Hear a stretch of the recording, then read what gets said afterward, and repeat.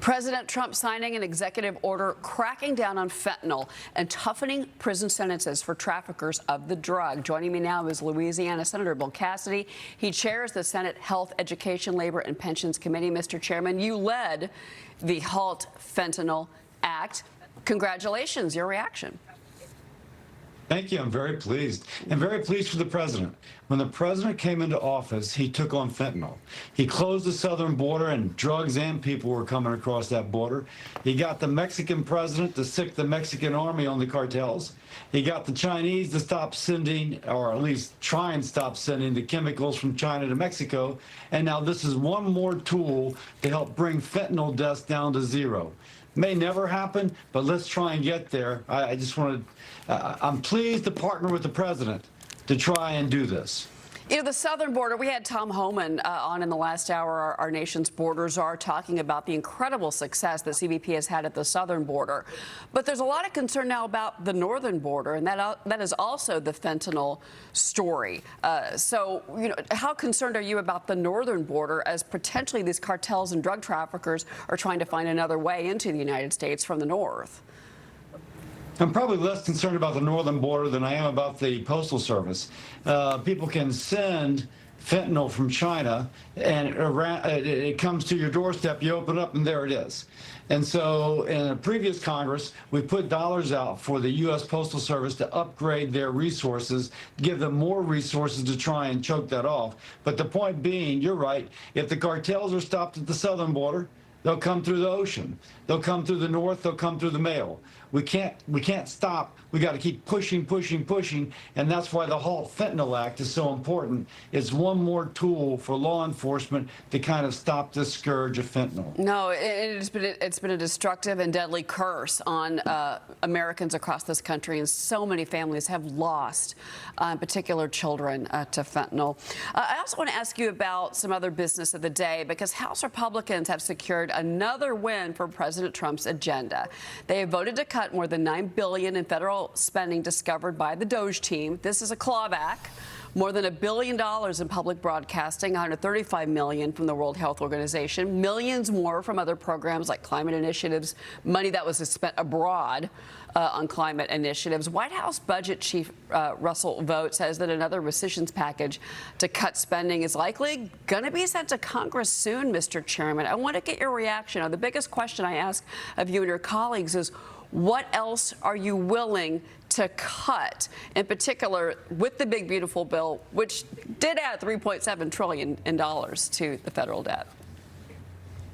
Well, first, let's talk about the last thing. There's another way of looking at it that shows that the one big beautiful bill actually decreases long-term indebtedness, and that is a credible. That's what the White House is putting out, but it actually has some other third-party validation. So I'm not quite sure. I'm not sure I'm going to accept. In fact, I won't accept that last point.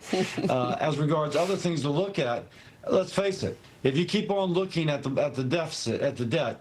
I'm sorry. If you keep on looking at the federal budget, there's lots of things you can cut on the margin. You can keep the program there that's intact, but you can keep on cutting on the margin and get more of that money out. It's not just the money you're cutting, it's the interest payments that are required on the Treasury bills to finance, say, the $9 billion. So the $9 billion actually grows in terms of its impact on our long-term indebtedness. There's a lot there. Let's keep looking. All right. Well, certainly, I think that fiscal responsibility is something that the American people are looking forward to seeing more of, Mr. Chairman. I do want to ask you about this because you and Virginia Senator Tim Kaine are working on a bipartisan proposal to protect Social Security from insolvency. Tell us more about this plan.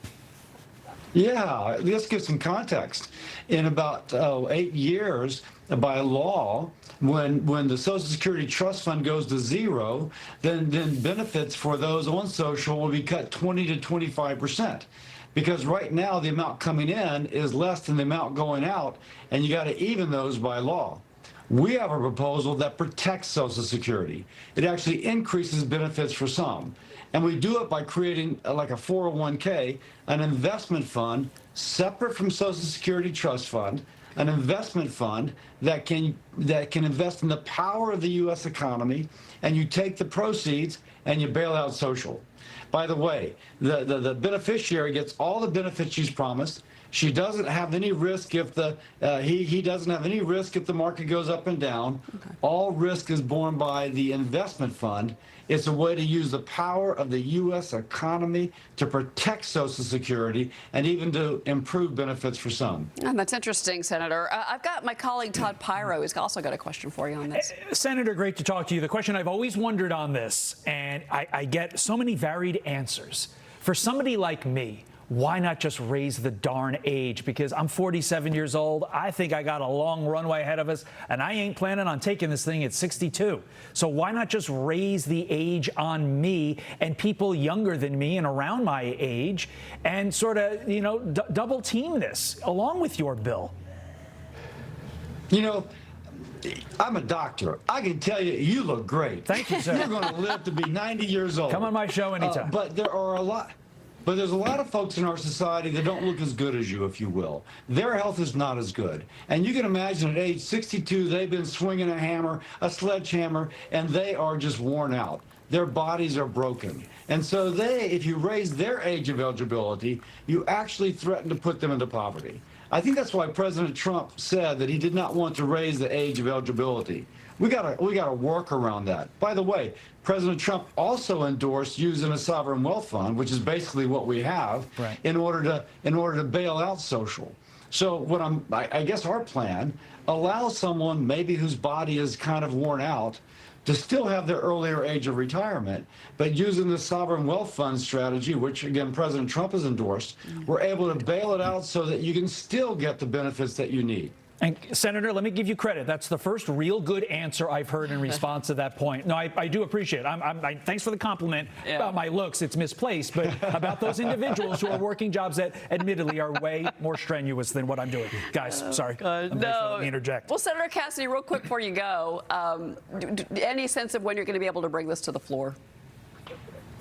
Well, it goes to the Senate Finance Committee to speak briefly of process. Okay. Chairman Crapo has said that, of the chairman of that committee, that he will have a hearing on Social Security. We've got 10 senators who are willing to support it. We also have people on the House side who are willing to support it. Now, let me just finish up by saying, you mentioned earlier about the need to focus on our indebtedness. Mm-hmm. If we address this for social, not only using President Trump's sovereign wealth fund, not only do we address the kind of protecting the benefit for the beneficiary, we also address 20% of our nation's indebtedness. It really is a win and a win and a win. Well, Senator, we got to run, but I'm with Todd. If you want to raise the age on retirement, I'm fine with that as well. And I'm older than him. You look pretty good, too. So you're in better shape. Much better than us. Senator Bill Cassidy, it's great. Please keep us updated on you and Senator Kane's work. We're looking forward to hearing more about it. Thank you, sir. Thank you. All right. We've got